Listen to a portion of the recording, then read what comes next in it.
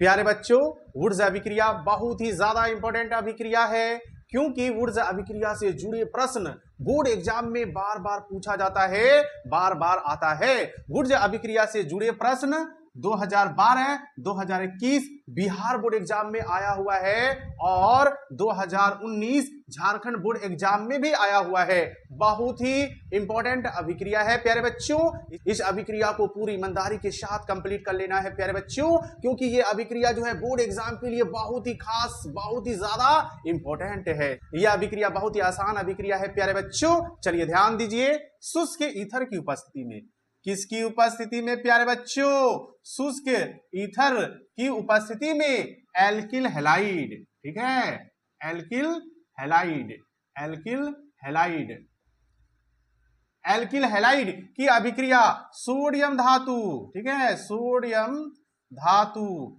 Sodium धातु के साथ कराते हैं तो मुख्य उत्पाद में एल्केन प्राप्त होता है। क्या प्राप्त होता है प्यारे बच्चों? एल्केन प्राप्त होता है, एल्केन प्राप्त होता है। इस अभिक्रिया को वुड्स अभिक्रिया कहते हैं। बड़ा ही आसान अभिक्रिया है, ठीक है। शुष्क ईथर की उपस्थिति में एल्किल हैलाइड की अभिक्रिया सोडियम धातु के साथ कराते हैं, मुख्य उत्पाद में एल्केन प्राप्त होता है। इस अभिक्रिया को कौन सा अभिक्रिया कहते हैं? वुड्स अभिक्रिया कहते हैं। चलिए इसका रासायनिक समीकरण देखते हैं।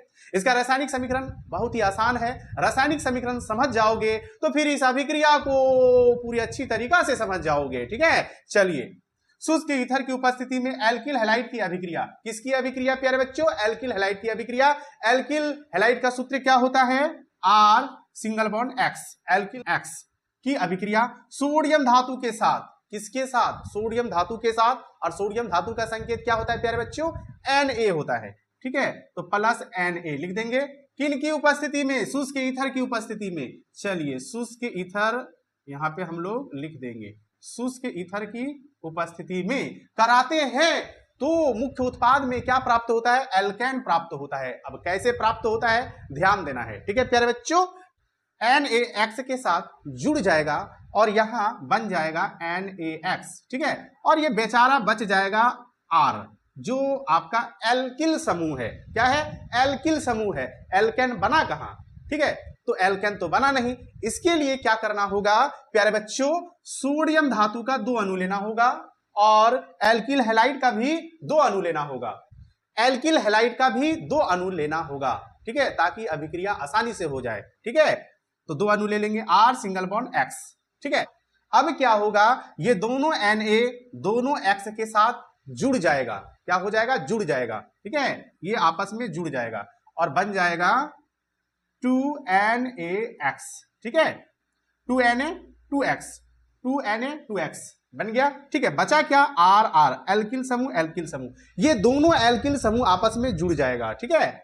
R सिंगल बॉन्ड R, यही तो आपका क्या है? एल्केन है। यही आपका क्या है? एल्केन है। बन गया एल्केन। कितना आसान है।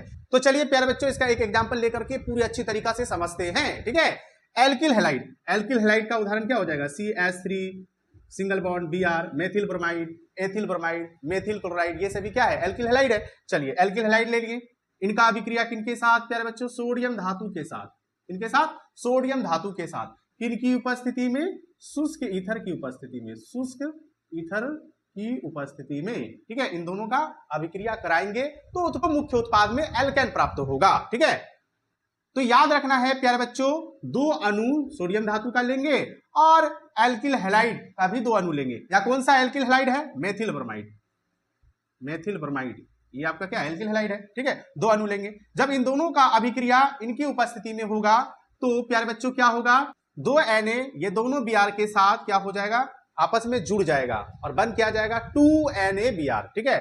2NaBr, 2NaBr, ठीक है। 2Na 2Br, 2Na2Br, 2NaBr बन गया। ये सारा आपस में जुड़ गया और 2NaBr बन गया। बच क्या गया? CH3 CH3, मेथिल समूह, मेथिल समूह। ये दोनों मेथिल समूह आपस में जुड़ जाएगा, ठीक है। CH3 single bond, CH3 single bond, ये आपका क्या है? एल्केन है। कौन सा एल्केन है? एथेन है।